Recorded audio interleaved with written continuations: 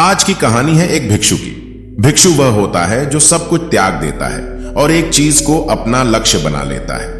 किसी व्यक्ति के भिक्षु बनने के पीछे एक बड़ी वजह होती है। कोई भी भिक्षु ऐसे ही नहीं बन जाता। उस व्यक्ति के भिक्षु बनने के पीछे भी एक बड़ी वजह थी। भिक्षु बनने से पहले उस व्यक्ति के मन ने उसे कई गलत काम करने पे मजबूर किया था। उसने कई पाप किए थे। वह व्यक्ति अपने मन के अनुसार चलने लगता है। उस व्यक्ति के मन ने उसे अपना गुलाम बना रखा था और वह अपने मन का दास था।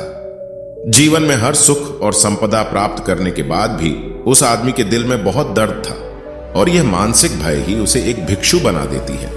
भिक्षु बनने के बाद व्यक्ति सांसारिक पीड़ा से मुक्त हो जाता है, जंगल में रहने जाता है, अलग अलग प्रकार की ध्यान और अभ्यास करता है, भिक्षा से भिख मांगकर खाना खाता है और फिर अकेलापन और शांति से ध्यान करता है।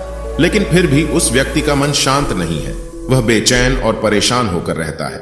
यहां एक बात समझनी चाहिए, जैसा कि हम सभी जानते हैं, ध्यान किसी भी आध्यात्मिक यात्रा या आत्म सुधार की शुरुआती चरण होता है। इसे शुरू किया जाता है जब आपका मन शांत हो, जब हमारा मन हमारी बात सुनता है। लेकिन उस भिक्षु का मन न तो शांत है और न ही उसकी बात सुन रहा है। उस भिक्षु के मन में एक बात बैठ गई थी कि मन को नियंत्रित करना असंभव है। लेकिन फिर एक दिन उस भिक्षु एक व्यक्ति से मिलता है जो न तो भिक्षु है और न ही एक बुद्धिमान व्यक्ति है। वह एक साधारण सा चरवाहा था जो भेड़ बकरियों को चराता था। उसका नाम गोपाल था, जो जंगल में भेड़ बकरियों को चराने में लगा था। गोपाल उससे पूछता है, क्या मैं आपकी मदद कर सकता हूं? आप बहुत चिंतित दिख रहे हैं। पिछले कई दिनों से देख रहा हूं कि आप बहुत बेचैन हैं।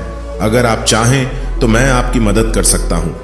भिक्षु ने गोपाल की बात सुनते ही हंसते हुए कहा, भला तुम मेरी मदद कैसे कर सकते हो? तुम संसारी हो और तुम मोह माया और संसार से जुड़े हुए हो। मैंने सब कुछ छोड़ दिया और जंगल में आया, फिर भी मेरा मन मेरे वश में नहीं है। गोपाल कहता है कि हां, मैं तुम्हें सिखा सकता हूं। मुझे अपने मन को वश में करना आता है। वह चरवाहा कहता है, मन को वश में करने के लिए सभी वस्तुओं का त्याग करने की आवश्यकता नहीं है, ना ही जंगल में आकर रहने की जरूरत है। मन को वश में करने के लिए बस एक चीज को छोड़ना सबसे जरूरी है। वह भिक्षु उस चरवाहे से पूछता है, वह एक चीज क्या है? चरवाहा कहता है, वह एक चीज है गलत जानकारी। आज तक हमारे भीतर जो भी जानकारी गई है उसी ने हमारे मस्तिष्क और मन का निर्माण किया है। सन्यासी उस चरवाहे से पूछता है, परंतु वह कैसे? वह चरवाहा समझाते हुए कहता है, मान लो तुमने आज तक अपने जीवन में सेब का फल ही नहीं खाया है, तुम्हें सेब के स्वाद के बारे में कुछ भी नहीं पता, तो क्या तुम्हारा मन कभी सेब खाने को कर सकता है? नहीं ना। इसीलिए हमारे मन का निर्माण जानकारी से होता है। वह सन्यासी चरवाहे की बात से प्रभावित हो जाता है और कहता है, क्या तुम मुझे थोड़ा और विस्तार में बता सकते हो इसके बारे में? गोपाल भिक्षु को बताता है कि अगर तुम अपने मन को नियंत्रित करना चाहते हो तो मेरी बातें ध्यान से सुनो। तुम अपने मन को नियंत्रित कर सकते हो जब तुम अपने मन की जड़ों को देख पाओगे। मन का निर्माण जानकारी से होता है और हमारे शरीर में जानकारी के 5 प्रवेश द्वार होते हैं। पहला, आंख। अपनी आंखों से जो कुछ भी देखते हैं, अच्छा या बुरा, वह सब हमारे मन की याददाश्त में इकट्ठा होता रहता है। दूसरा, कान।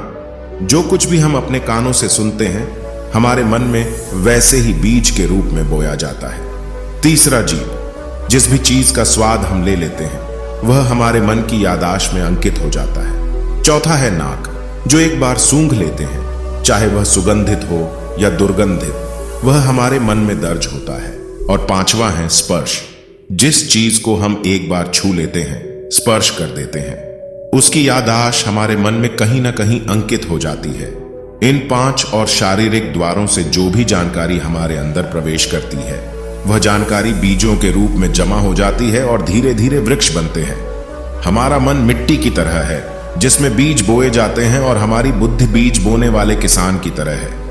अगर हमारी बुद्धि गलत जानकारी के बीजों को सही जानकारी के बीज समझकर बो देगी और भविष्य में जब वह बीज वृक्ष बनेगा तो भविष्य में वह पेड़ खराब फल देगा।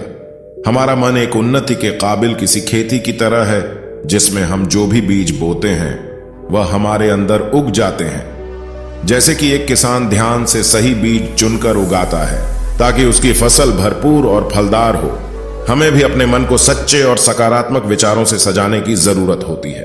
जैसे कि एक माली अपने उद्यान की देखभाल करता है, हमें भी अपने मन की देखभाल करनी चाहिए, सच्चे विचारों, अनुभवों और जानकारियों से इसे पोषित करके। इस तरीके से हम अपने अंदर एक समृद्ध भावनाओं, समझदारी और विकास के वृक्षों को खूबसूरती से फूलने देते हैं। तुम्हारा मन तुम्हारे बस में इसीलिए नहीं है क्योंकि तुमने पहले से ही अपने मन में बहुत सारे गलत बीज बो रखी हैं और अब वह बीज बड़े वृक्ष बन चुके हैं। वह सन्यासी उस चरवाहे से पूछता है, अब मैं क्या करूं? क्योंकि अब तक मैंने बहुत सारे गलत बीज बो डाले हैं और मैं उन्हें उखाड़ नहीं सकता। गोपाल भिक्षु से कहता है, तुम अब तक अज्ञानता और अनजाने में गलत बीज बो रहे थे, लेकिन अब से सच्चे मन से सही बीज बोना शुरू करो। अगर अंदर हजारों गलत बीज हैं तो क्या हुआ, अब तैयार हो जाओ लाखों सही बीज उगाने के लिए। तुम्हें बस ध्यान देना होगा, यह देखना कि इन 5 द्वारों के माध्यम से तुम्हारे अंदर कौन सी जानकारी जा रही है और जो जानकारी आ रही है वह सही है या नहीं।